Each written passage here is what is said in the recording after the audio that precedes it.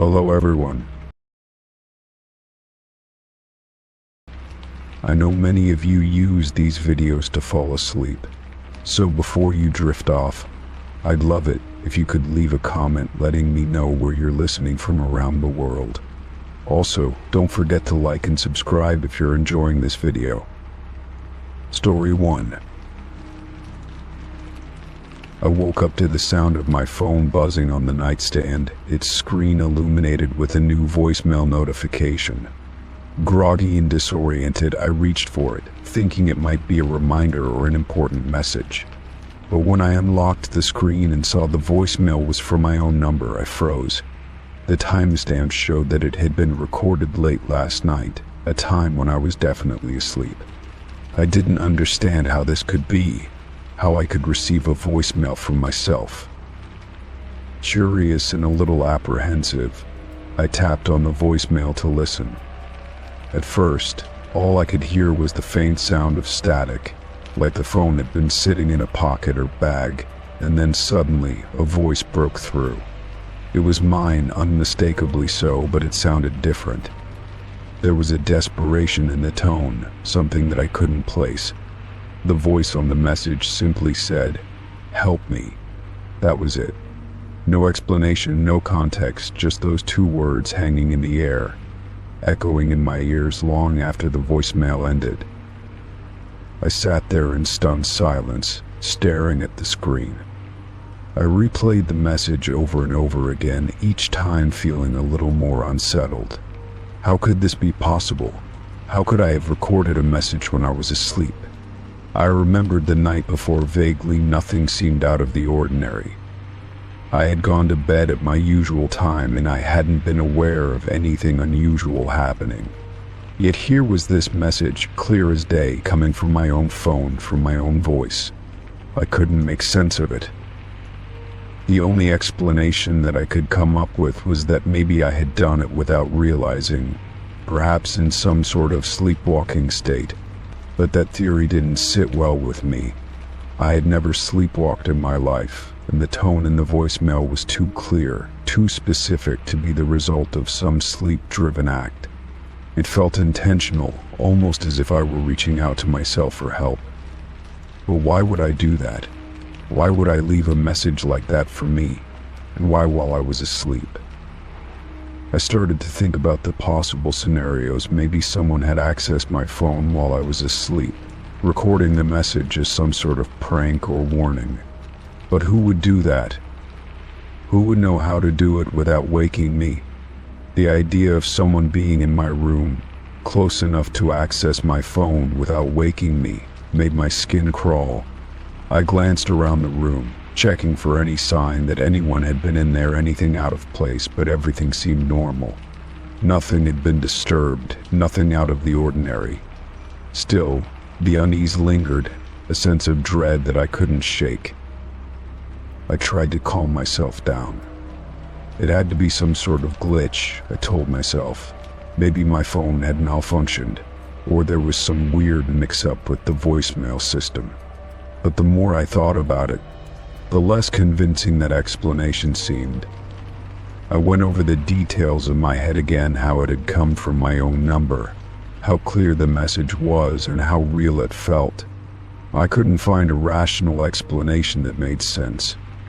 I felt like I was going in circles, trapped in a maze of confusion and paranoia. What made it worse was the fact that I didn't remember anything unusual happening during the night. I hadn't had any dreams, no night terrors or strange experiences. I didn't recall feeling uneasy or restless in my sleep. In fact, I had slept deeply, which made the voicemail even more disturbing.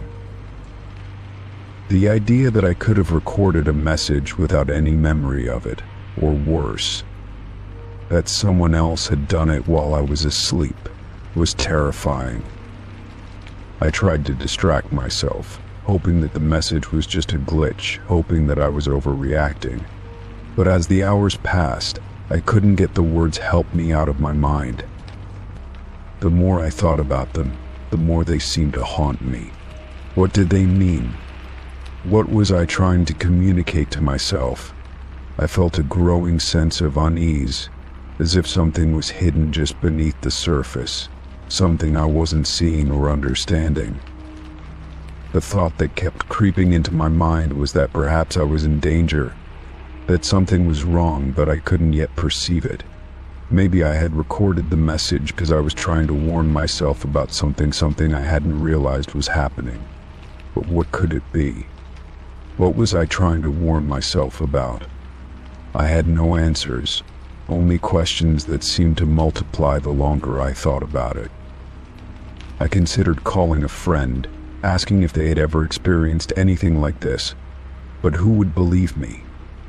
Who would understand that I had woken up to a voicemail from myself recorded in my sleep? The very idea sounded absurd, like something out of a strange dream or a bad movie. But it wasn't a dream. It was real, and it was happening to me. I couldn't ignore it. I tried to brush it off, telling myself it was just a one-time glitch, a freak accident. But deep down, I knew that this was more than just a technical issue. It felt like a warning, a cry for help from a version of myself I didn't know. A version of myself that had experienced something I wasn't aware of, something I couldn't remember. As the day wore on, I started to feel the weight of the situation pressing down on me. I couldn't shake the feeling that I was being watched, that someone or something was waiting for me to uncover the truth. I found myself checking my phone every few minutes, replaying the voicemail, hoping that the message would somehow change or offer more insight, but it never did. It was always the same "help me." I couldn't ignore it any longer. The message was clear, and it was from me. There was something happening, something that I hadn't yet understood, and it felt like I was running out of time to figure it out. The question was no longer how the voicemail was possible, but what it meant. Why had I left it for myself? And what did I need help with? Story 2. I had been cleaning out my phone one afternoon, sorting through old messages, deleting photos I no longer needed, and clearing out apps that had been collecting virtual dust. It was one of those tasks that you put off for weeks but eventually tackle when the clutter becomes too overwhelming. As I went through my contacts list, I noticed something odd, a phone number saved under the name "Don't Answer." My first thought was that it must have been a prank or some kind of joke, but then I realized that I didn't remember saving the number there. It was unfamiliar to me, and there was no other information tied to it, no name, no notes, just the number and the ominous label. I couldn't remember ever adding it to my contacts, let alone why I would have saved it with such a strange and unsettling title. At first I dismissed it as some kind of accident, a slip of the finger or a contact I had saved in a rush. But as the evening wore on, I couldn't shake the feeling that something wasn't quite right. I tried to think back to when I might have saved the number or why I would have done so. The truth was, I couldn't remember. I went through the list of people I knew, mentally checking off friends, family, colleagues, and acquaintances. None of them seemed to match the phone number that was saved under "Don't Answer." I tried calling it, thinking maybe I would recognize the voice of the person on the other end, but each time I tried, it went straight to voicemail. The voicemail message was generic, as though it was a prepaid phone line with no personal message attached. It felt like a dead end, and yet the more I thought about it, the more uneasy I became. I started to feel a sense of dread, as though I was being watched. My mind began racing with possibilities. Could it be a wrong number? But the label "Don't Answer" suggested that someone had intentionally saved it with that warning, not someone I knew personally. It felt more like a message, like whoever owned this number wanted me to know not to pick up, to avoid it at all costs. But why? What was the point of saving a number like that? I felt the creeping sensation that maybe I had encountered this number before, but I couldn't place it. Why could it have been someone I met briefly, someone whose presence had left a mark in my life in some way, but I just couldn't remember? I spent the next few days obsessing over the number. I tried typing it into various search engines, hoping that it would bring up some kind of clue, some indication of who might be behind it, but nothing came up. It was as though the number didn't exist in any public directory, and no one had ever registered it in a way that was accessible to me. The more I thought about it, the more it nagged at me. Who would save a number with such a label? And why would I have done it if I didn't know who the number belonged to? It seemed like a pointless thing to do unless there was something sinister behind it, something I was not seeing. I started to question if I was going crazy, if I had somehow imagined the whole thing. But then, every time I opened my contacts list, the number was still there, with the same unsettling label. I couldn't bring myself to delete it, not yet. I felt like I needed to know more before I could make that decision. It wasn't until I decided to do some deeper digging that things took a darker turn. One evening as I sat at my desk, I opened up the number again and dialed it once more. This time, to my surprise, someone answered. I froze as I heard the sound of breathing on the other end of the line. It was slow, deliberate, like someone was waiting for me to say something. I hesitated, unsure of what to do next, but I forced myself to speak. "Hello?" I said, my voice barely above a whisper. There was a pause followed by a soft, almost imperceptible chuckle. Then the voice spoke. It was distorted, like it was being filtered through some kind of static, but it sounded familiar. "You shouldn't have called," the voice said, and then the line went dead. I stared at my phone, my heart racing, the color draining from my face. Who was that? How did they know I called? And why had they said that? The words echoed in my mind, leaving me feeling like I had just crossed some kind of invisible line. I had no idea who that was, but the tone of the conversation left me with a deep sense of dread. The next few days were filled with a mixture of fear and curiosity. I couldn't stop thinking about the call, about the strange voice on the other end, and I began to feel like I was being stalked. Every time my phone buzzed, I was sure it was that number calling again, but each time it wasn't. Instead, I would receive odd messages from unknown numbers, vague, cryptic text messages that didn't make any sense. One read, "I'm still watching," while another simply said, "It's not over yet." The messages didn't seem to be directed at anyone in particular, but they were unnerving all the same. I blocked each number as it came in, but it didn't stop them. It felt like whoever was behind this knew how to find me, knew how to reach me. I started to question everything. Was this a prank? Was it some twisted joke from someone I used to know, someone I had forgotten about? Or was it something worse, something more sinister? The number had come from nowhere, and it felt like I was trapped in some kind of game, with no way out. I couldn't shake the feeling that the person on the other end was someone from my past, someone I had crossed paths with long ago. But who? I ran through the list of people I had known, friends, exes, co-workers, trying to find someone who might fit, but nothing clicked. It was like I was chasing a ghost. I tried to call the number one last time, hoping that maybe I could get to the bottom of this, but the call wouldn't go through. Instead, I received a strange text message, "Don't call again." It was simple, but it sent a chill through me. Whoever had sent it knew I was trying to reach out, knew that I wanted answers. It made me realize that there was no escaping this, that the person behind the phone number wasn't going to let me forget about them. I deleted the number from my contacts, but the unease remained. I had no idea who it belonged to, but I knew one thing for sure: I didn't want to find out. Story 3. A 3. It was an ordinary afternoon when I decided to take a walk through the park. The sun shining brightly, and the air crisp with the bite of early autumn.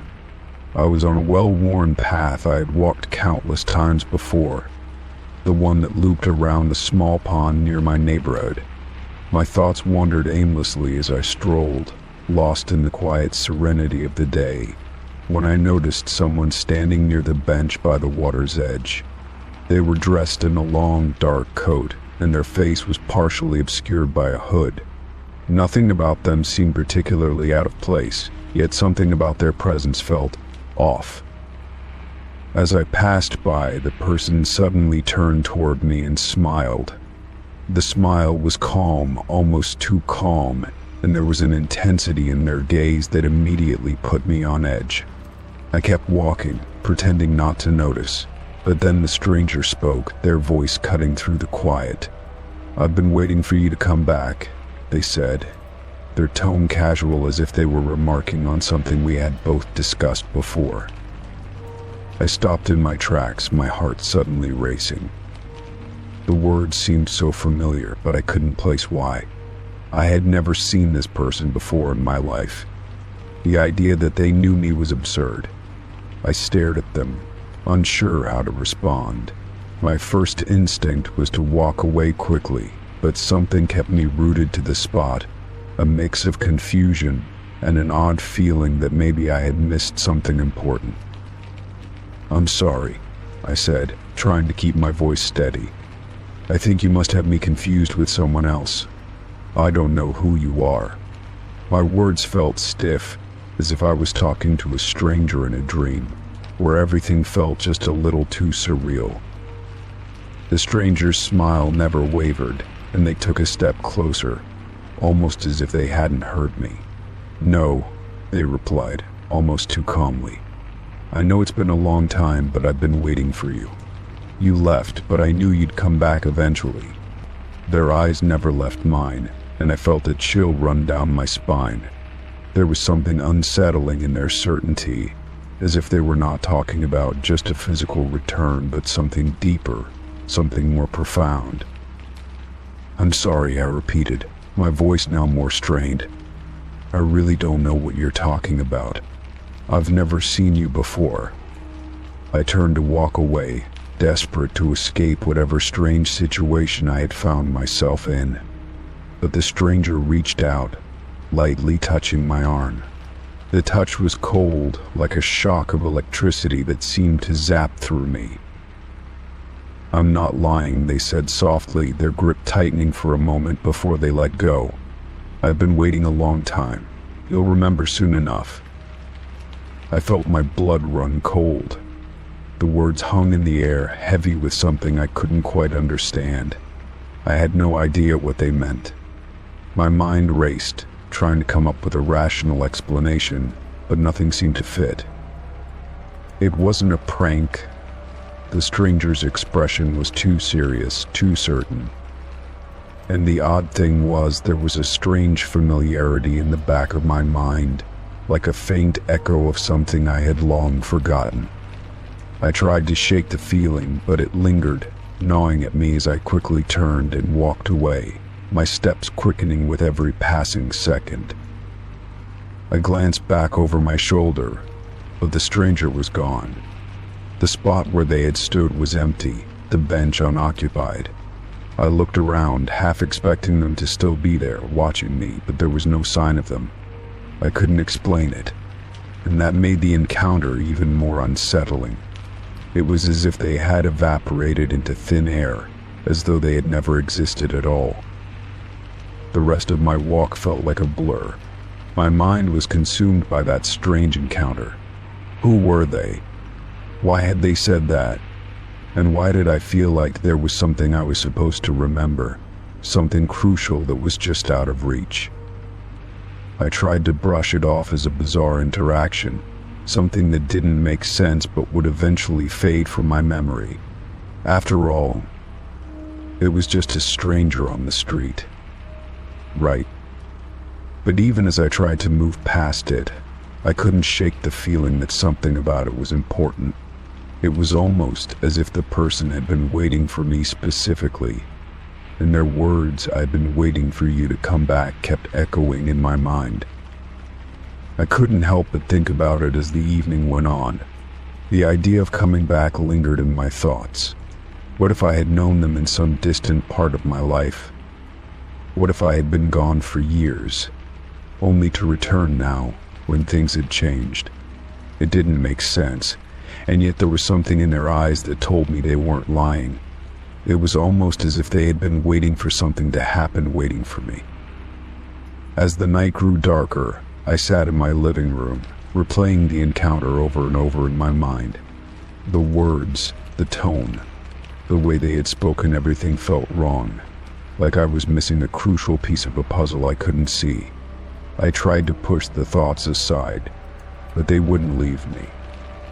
It was as though the stranger had planted a seed in my mind, one that was growing, its roots twisting deeper into my thoughts, until I couldn't ignore it anymore.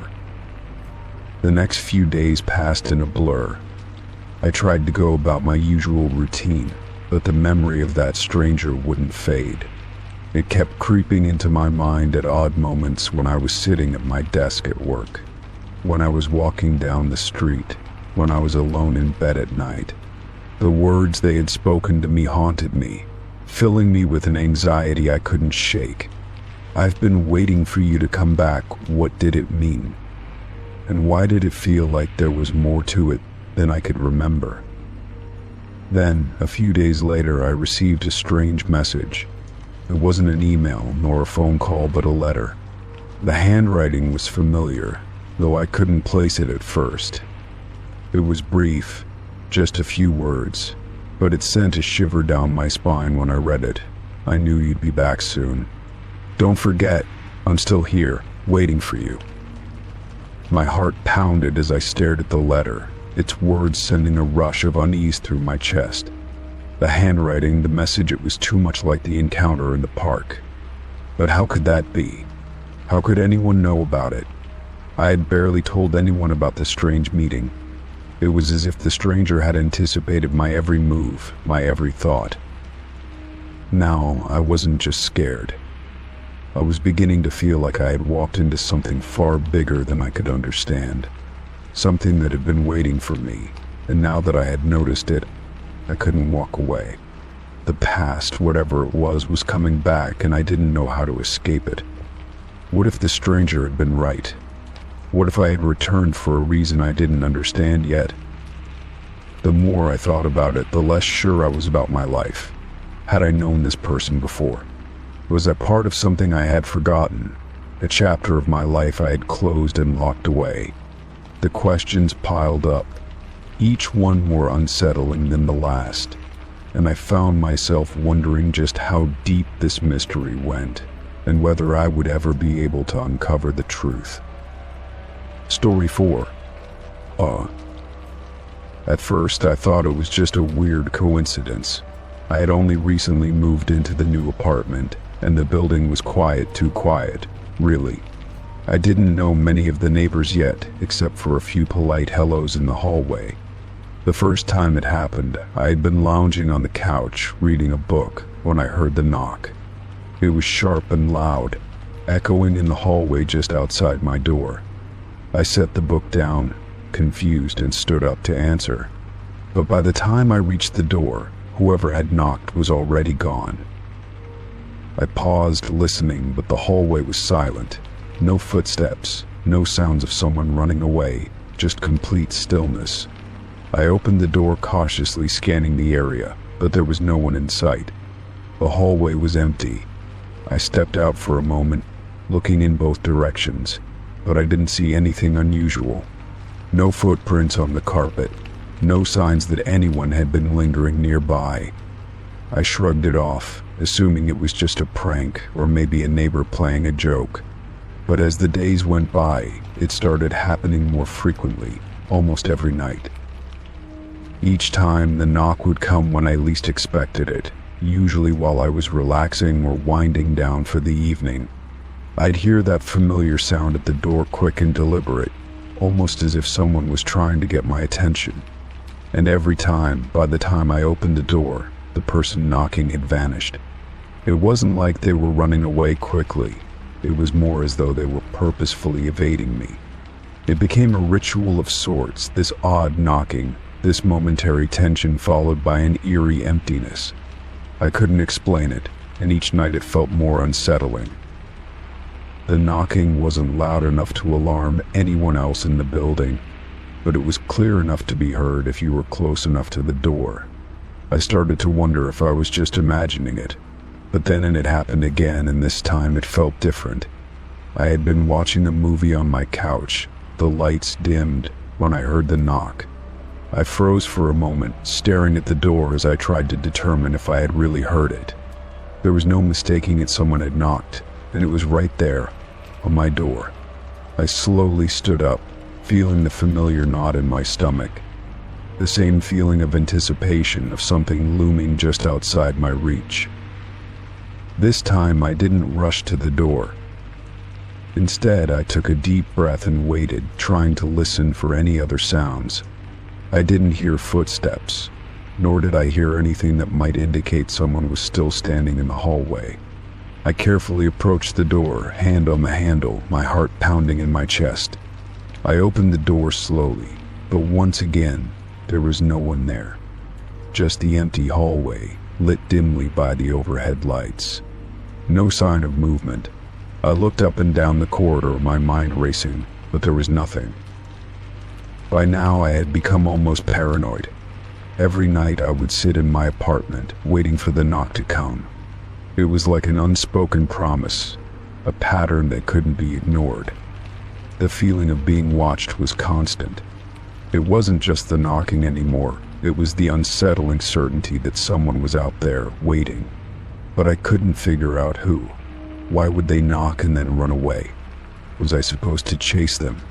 Should I be worried? The questions swirled in my mind as the days and nights blurred together. One night I decided to take action. I made a plan. I would wait by the door, ready to catch whoever it was in the act. As usual, I was sitting on the couch, and the knocking came right on schedule. This time I didn't hesitate. I jumped up and raced toward the door, opening it with as much speed as I could muster. My eyes scanned the hallway, but there was no one in sight. The silence was deafening. I stepped out into the corridor, looking down both ends, straining my eyes in the dim lighting. No movement, no signs of anyone having been there, just the empty, lifeless hallway. But I knew I wasn't imagining it. The knock had been real. The next night, I was ready again. This time I stood by the door, my hand hovering over the handle, waiting in the dark. The knock came, quick and firm. I didn't waste a second. I threw the door open and stepped outside, my heart racing. Again, nothing. No one. I checked the hallway thoroughly, even stepping outside of my apartment to get a better look. There was no sign of anyone anywhere. The same eerie emptiness. The same unsettling quiet. It was like the person knocking didn't want to be found, and they were good at evading me. Days passed, and I couldn't shake the feeling that something was wrong. The knocking was getting to me, messing with my mind. I had started to keep the door locked at all times, hoping that would stop the visits, but the knocks continued. They were always at the same time late in the evening, just as I was settling in. It was becoming a part of my routine now, this strange, unresolved mystery that loomed over me. I had no answers, only a growing sense of dread every time the knock came. One evening I decided to do something I hadn't done before. I waited outside the apartment, just out of sight, to see if I could catch a glimpse of the person who had been knocking. I stayed hidden, listening closely for the familiar sound. Sure enough, after a while the knock came. But when I peeked around the corner of the hallway, there was no one there. It was as though the knock had happened from nowhere, like it was just an apparition, an illusion. I walked down the hall, turning back every few steps to check behind me, but no one was there. There was no one I could question, no one I could ask. The mystery deepened. I finally broke down and went to the building's superintendent to ask about it. Surely someone else had heard the knocking. Maybe it was another tenant, a prank, or a strange coincidence. But when I mentioned it, the superintendent looked at me oddly. "That's strange," he said, after a long pause. "There have been no reports of anything like that, and no one else has complained about unusual noises in the building." His face tightened, and he added, "You know, some of the tenants here have strange habits, but knocking on doors at night, that's new. Are you sure it's not just the wind or pipe knocking?" I wasn't sure. I wanted to believe him, but something about his tone made me feel even more uneasy. I left his office, my mind swirling with doubt. Could it really just be the wind or some strange pipe knocking in the walls? Or was it something or someone more sinister? I couldn't answer that, but the nightly knocks continued and the fear grew. Every night, I would sit in my apartment, waiting for the knock that came without fail. I no longer answered the door. Instead, I would sit in the silence, hoping that one day the knocks would stop. But they never did. Every night, without exception, someone knocked on my door and ran away before I could get to it. Whoever they were watching me, and they had no intention of stopping. Story 5. It was an ordinary Tuesday when the letter arrived. The envelope, which was a deep shade of burgundy, immediately caught my attention. It wasn't like the usual bills or junk mail that crowded my mailbox. This one was official looking, with a gold embossed seal in the corner. The logo on the top left Reed Greenfield Roth Law Firm, a name I didn't recognize. I stared at it for a moment before tearing it open, my curiosity getting the better of me. As I unfolded the letter, I noticed that it was printed on high-quality stationery, the kind that usually signified something important. At first, the letter seemed formal but harmless. It began by addressing me by my full name, which was not unusual, but then it continued with something I hadn't expected. The letter stated that I had recently come into an inheritance from a relative I had never heard of. The name of the relative, someone named Eleanor Barton, was completely foreign to me. I couldn't recall ever hearing that name before, and certainly no one in my family had mentioned an Eleanor Barton. The letter went on to explain that she had passed away and left me a sizable estate, but the details were vague. All it stated was that the inheritance would require my presence at their office in person to discuss further. I sat there, staring at the letter for several moments, trying to piece together what was happening. I had a small family, and while I had distant relatives I didn't speak to often, I was certain I didn't know anyone named Eleanor Barton. The letter didn't mention how I was connected to her, or why she would have left me anything. My first instinct was disbelief. Could this be a mistake? Perhaps it was some sort of scam. I had heard of similar stories where people were tricked into sending money for legal fees, only to find out that the inheritance didn't exist at all. But this letter felt too real. It was official, and the law firm was reputable, as far as I could tell. Despite my doubts, I decided to follow up. I made the call the next morning, my hands trembling slightly as I dialed the number listed at the bottom of the letter. When someone answered, they confirmed that the letter was legitimate. They explained that Eleanor Barton had indeed named me in her will, and the estate was substantial, but they would need to go over the specifics with me in person. They offered me an appointment for later that week, and I reluctantly agreed.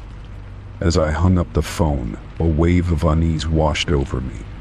How could I have a relative I had never heard of? How was it that this Eleanor Barton had left me such a large inheritance without me even knowing her name? That evening, I spoke to my parents, trying to get any information about this mysterious relative. They both looked confused and shrugged, saying they had no idea who Eleanor Barton was. My mom mentioned that there had been distant relatives she had lost touch with over the years, but no one by that name stood out. I wondered if perhaps this woman was from an even further branch of the family tree, someone so distant that no one had remembered her. Still, Something didn't sit right. It felt strange that I could be linked to someone so closely in a legal sense and yet have never heard of her.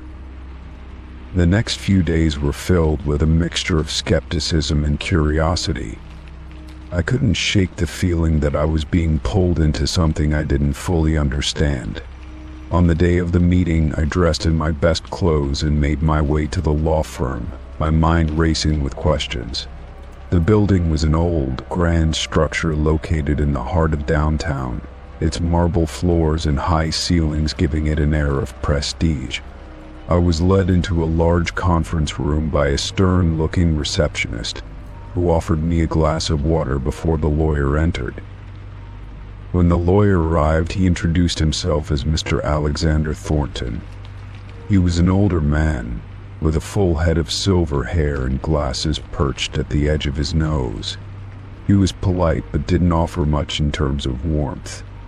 He began by asking me about my family history, which felt a bit intrusive, but I answered his questions as best I could. Then he handed me a thick folder containing the details of Eleanor Barton's will. The documents inside included a list of assets, properties, and accounts that had been left to me, but nothing explained who she was or how I was related to her. There were no family connections mentioned, no letters or notes explaining the reasons for the inheritance. It was as though Eleanor Barton had carefully ensured that all ties to her past had been severed. Mr. Thornton continued by describing the nature of the inheritance: a sizable financial estate, multiple properties, and even some valuable antiques. The estate was worth millions, and though he didn't elaborate on the exact details, it was clear that this was no small sum. He spoke with such precision that it almost felt like a transaction. I felt completely out of my depth. How could someone I had never met, a person who seemed to be a total stranger, leave me this much wealth? What was the catch? I couldn't help but feel like there was something more to the situation that I wasn't being told. As I left the law firm, my mind was racing with confusion and uncertainty. The folder full of documents felt heavier than it looked, and I couldn't shake the feeling that something was wrong. It was like I had been pulled into a game that I didn't know the rules for. The more I thought about it, the more questions piled up. Why had Eleanor Barton chosen me? What was the connection? And why had she left everything to a stranger, someone who had no recollection of her? I felt like I was on the brink of discovering something monumental, but I wasn't sure whether I was ready for the truth. In the following weeks, I began to dig deeper into the history of my family, searching for any mention of Eleanor Barton. I reached out to distant relatives, looked through old family trees, and even consulted genealogy websites. But every lead came up empty. It was as though Eleanor Barton had never existed, at least, not in any tangible way that could explain the inheritance. The more I searched, the more I realized that I was not just dealing with an unexpected windfall. There was something far more complicated at play, something hidden in the shadows of my family's past. And as I continued to uncover strange details about this mysterious relative, I couldn't help but wonder if the inheritance had been left to me for a reason, perhaps one that I wasn't yet prepared to understand. Story 6. I had been out for the entire day, running errands and meeting with friends, but now it was finally time to return home. The evening was drawing to a close, and all I wanted was to relax and unwind. I wasn't expecting anything unusual. My neighborhood was quiet, the streets empty, and everything seemed normal as I drove back to my house. But as I pulled into my driveway, I noticed something that immediately sent a chill down my spine. The lights in my house were on every single one of them. I paused for a moment, trying to make sense of what I was seeing. I always made sure to turn off the lights when I left, and there was no reason for them to be on. The house was empty, and no one else had a key except for me. Maybe I had accidentally left them on in my rush to leave earlier that morning, but I doubted it. The thought of wasting electricity seemed out of character, and besides, I was certain I had turned everything off before I left. Still, the lights were on. Every light in the house, glowing through the windows like some eerie beacon. I got out of the car, trying to ignore the strange sensation creeping up my spine. I unlocked the door and stepped inside, and immediately the feeling of unease washed over me. The air was thick with a sense of wrongness. As I walked through the living room, I couldn't shake the feeling that someone had been there. It was more than just the lights. There was a presence in the air, as though the space had been disturbed, rearranged, but nothing seemed out of place. The furniture was where I had left it. My things were still where they belonged, yet the atmosphere felt off. That's when I saw it. My eyes were drawn to the wall in the hallway. At first, I couldn't understand what I was looking at. My brain refused to process it, trying to make sense of the sight before me. But there, scrawled in thick, dark strokes of black marker, were words that made my stomach drop. "You should have left when you had the chance." The message was jagged, uneven, and angrily written, but it was clear as day. The black marker seemed out of place, the handwriting erratic and unsettling. I felt a wave of nausea rise in my throat as I took in the words, my mind racing to understand who could have done this, and why. I stood frozen in place, staring at the message on the wall. The words seemed to burn into my mind, each letter becoming more vivid, more haunting the longer I looked at them. My pulse quickened, and I felt a cold sweat break out on the back of my neck. Someone had been here. Someone had come into my house, turned on all the lights, and left this cryptic, threatening message for me to find. My hands shook as I slowly backed away from the wall, my thoughts spiraling. What did this mean? Who had been in my house, and why had they left this message? I quickly checked the rest of the house, but nothing else had been disturbed. The lights in every room remained on, but there was no sign of forced entry, no indication that anything had been taken. It didn't make sense. I felt like I was missing something crucial, something that could explain what had happened. Was this just a prank? But if it was, why would they write something so ominous, so personal? "You should have left when you had the chance." The words lingered in my mind, echoing like a warning. I pulled out my phone and called the police, though I wasn't sure what to say. How could I explain what had happened? There was no sign of a break-in, no obvious clue about who might be responsible. And yet, I was terrified. Terrified that someone had been inside my home, watching me, and had left this message for me. The officer on the other end of the line listened patiently as I explained what I had found. They assured me they would send someone over to investigate, but I could hear the skepticism in their voice. How could they take a threat like this seriously when there was no physical evidence of a crime? While I waited for the police to arrive, I couldn't stop thinking about the message on the wall. The words seemed to haunt me, lingering in my thoughts. Had I made someone angry without realizing it? Was this a warning from someone who had been watching me? The more I thought about it, the more the idea of being watched unsettled me. I had always thought of my home as a safe place, a refuge from the outside world, but now it felt like it had been violated. I couldn't shake the feeling that whoever had done this was still out there, watching from the shadows. When the police arrived, they took the message seriously, though they seemed puzzled by the lack of any physical evidence. They took photos of the wall and checked for fingerprints, but there was nothing to indicate who might have been responsible.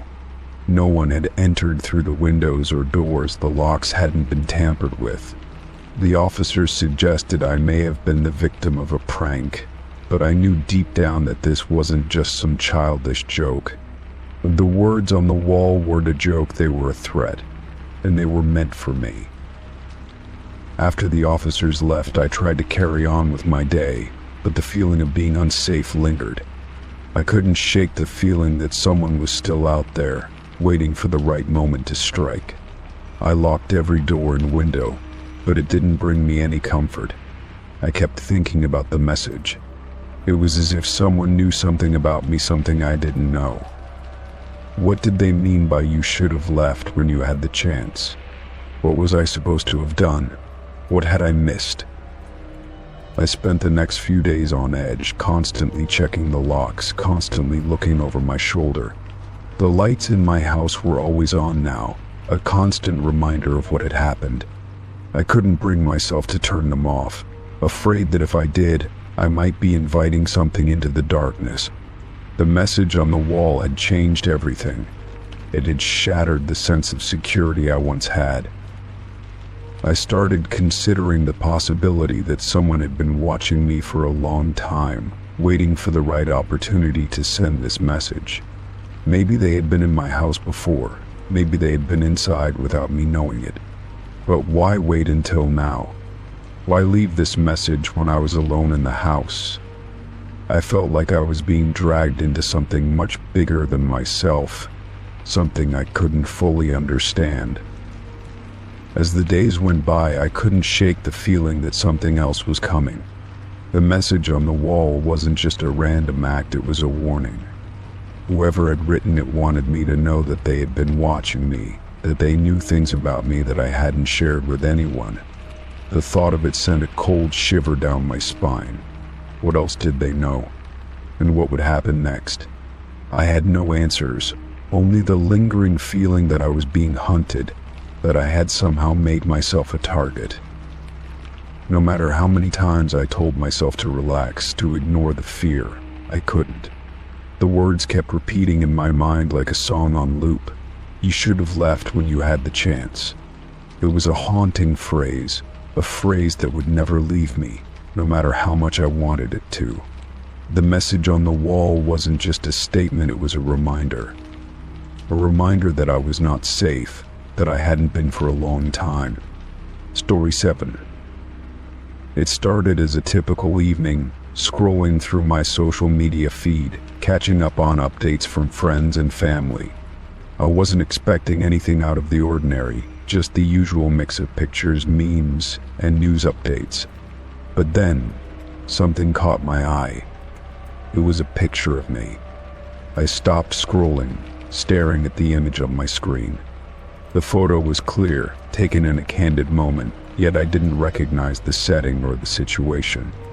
I was sitting at a cafe, a coffee cup in my hand, wearing the outfit I had worn a few days ago, but I had no memory of someone taking this picture. I quickly checked who posted it, and my heart skipped a beat when I saw the name, someone I didn't know. The account was private, but there were only a handful of photos, all of which were of various people, none of them familiar to me. There was no indication of how they had come to have this picture of me, or why they had posted it in the first place. My mind raced with questions. Was it a mistake? Maybe a random person had taken the photo without me noticing and decided to post it. But why would they post it? And why hadn't I ever seen this person before? I clicked on the profile, hoping to find some answers.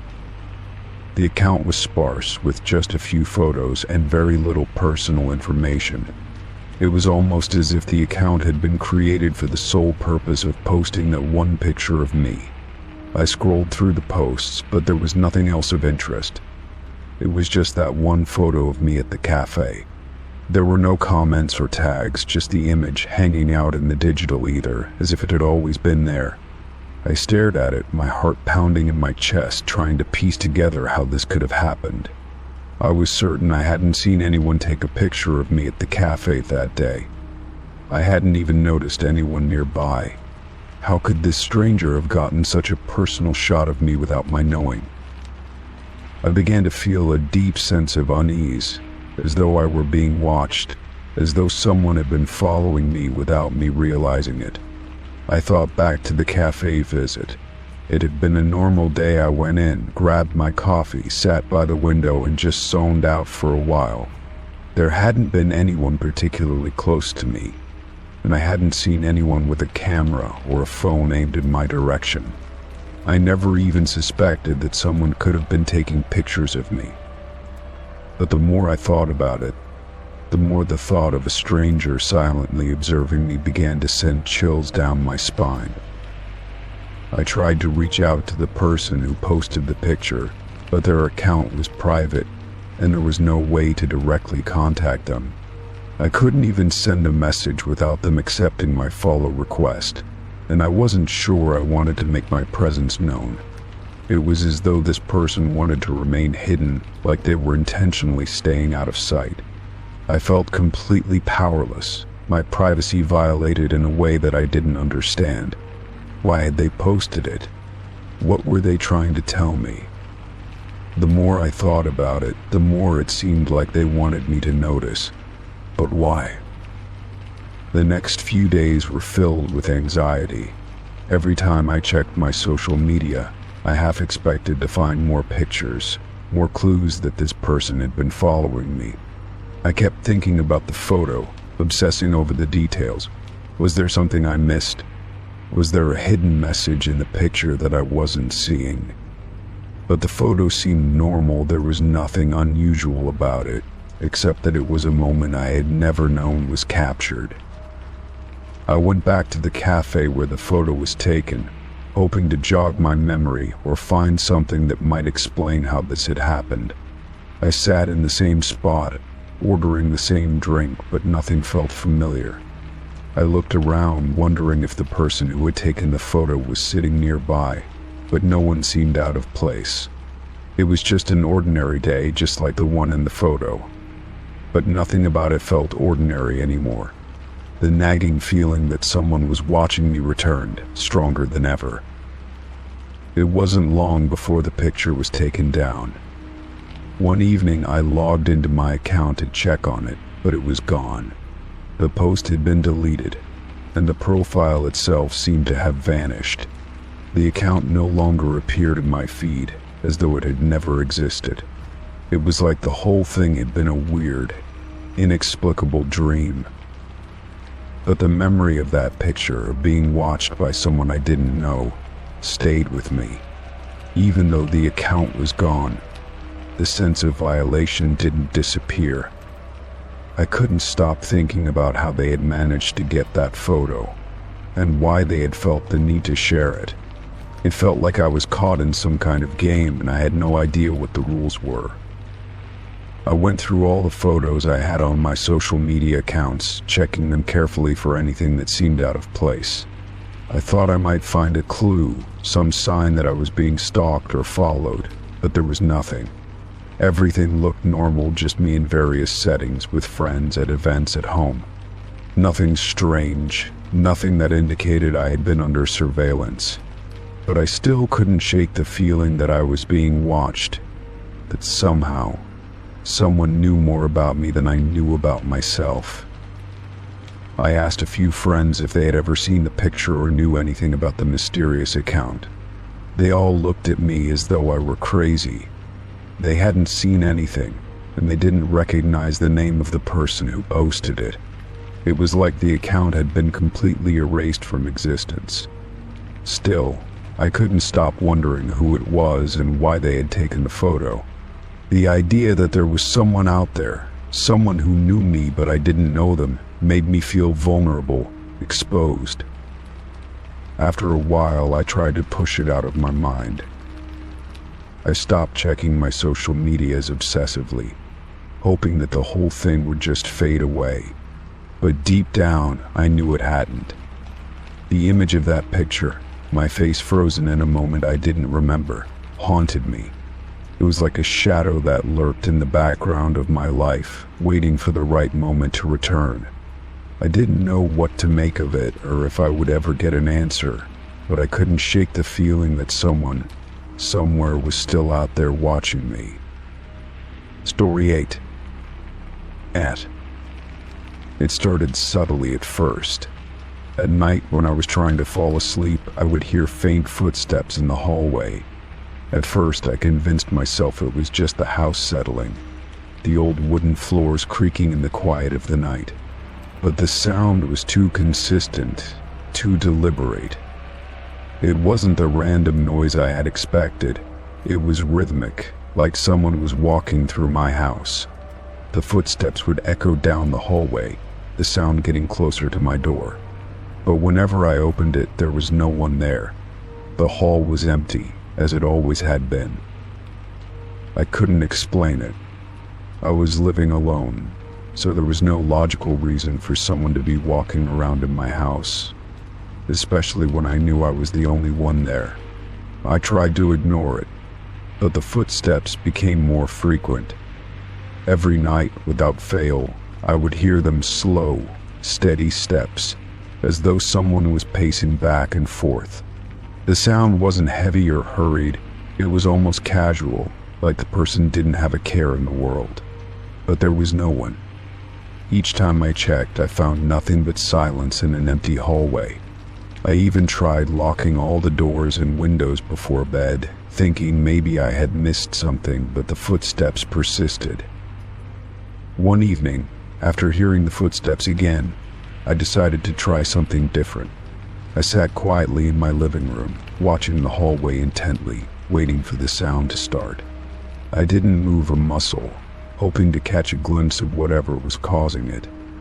As the hours passed, the house was still, too still. I began to feel like I was going mad, but then right on schedule, I heard the soft footsteps begin again. I froze, holding my breath, straining to hear the movement. It was coming from just outside my living room, but when I dared to peek around the corner, there was no one there. The house was eerily quiet, just as it should have been, but the footsteps continued. The next few days, I tried to keep my mind busy, hoping that I would stop hearing things. But the footsteps were persistent, almost as if they were mocking me. I started recording the sounds, hoping to capture something on video, but whenever I looked back at the footage, there was nothing. It was as if whatever was making the sound knew to disappear before I could catch it. I even tried setting up motion detectors in the hallway, but nothing triggered them. It was as if the presence, whatever it was, didn't want to be caught, didn't want to be seen. And yet, every time I was alone, I would hear those footsteps.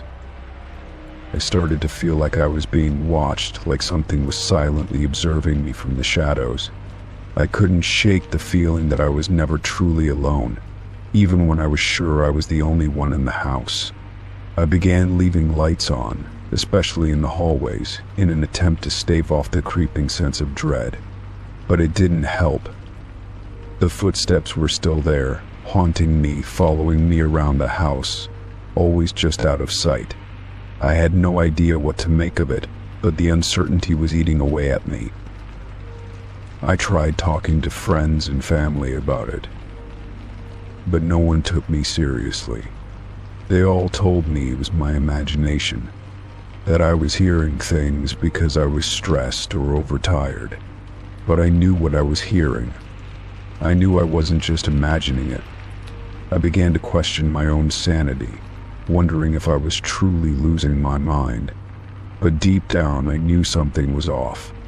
Something was in my house, moving in the darkness when I wasn't looking, and I had no idea what it was. One night, as I lay in bed trying to ignore the footsteps, something changed. The sound of the footsteps grew louder, closer, as if the person was moving toward my room. I held my breath, straining to hear every detail. Then the footsteps stopped just outside my door. I could feel the air grow still, and for a moment, everything was silent. I slowly pushed myself up in bed, reaching for the light switch, and as I flipped it on, I stood frozen. The door was still closed, the hallway beyond it as empty as ever.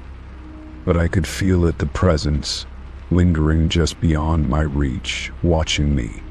My heart raced as I wondered if I had just come closer to something I wasn't supposed to understand.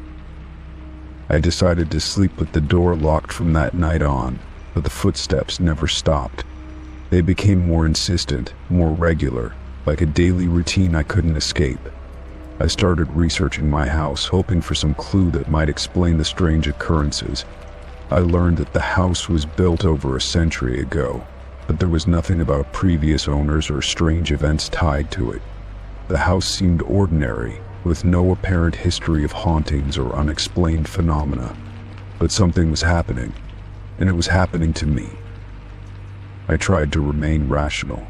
I checked the house for hidden entrances or passages, but there were none.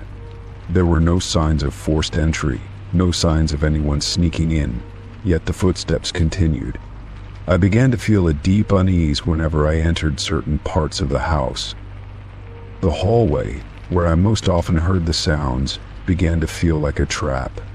The walls seemed to close in on me, and the air felt thick with something I couldn't define. It wasn't just the footsteps anymore, it was the feeling of being watched, of being followed, of being alone in a house that wasn't truly mine. Every night I would lie awake, hoping the footsteps wouldn't come, but they always did. Soft at first, like a whisper in the dark, then growing louder as they neared. I began to wonder if I was being haunted by something or someone, but I never saw anyone. I was desperate for an explanation. Could it be that the house was built on land with a history I didn't know about? Or could there be something else at play, something I couldn't understand? I started leaving the house during the evenings, hoping to find some peace outside of the walls that seemed to close in on me. But no matter where I went, I couldn't escape the constant fear that the footsteps were waiting for me, ready to follow me back inside. And no matter how many times I checked, no matter how many lights I left on, I never saw anyone. I just heard the footsteps, always just out of sight, always there, waiting for me to finally see what was lurking in the dark. Story 9. N. It came in the middle of the night, the kind of message that could make anyone's heart skip a beat. I was half asleep when my phone buzzed, startling me awake. I rubbed my eyes, thinking it might be an urgent notification, but the message was nothing like I expected. It was an anonymous email, the subject line empty, with just a photo attached.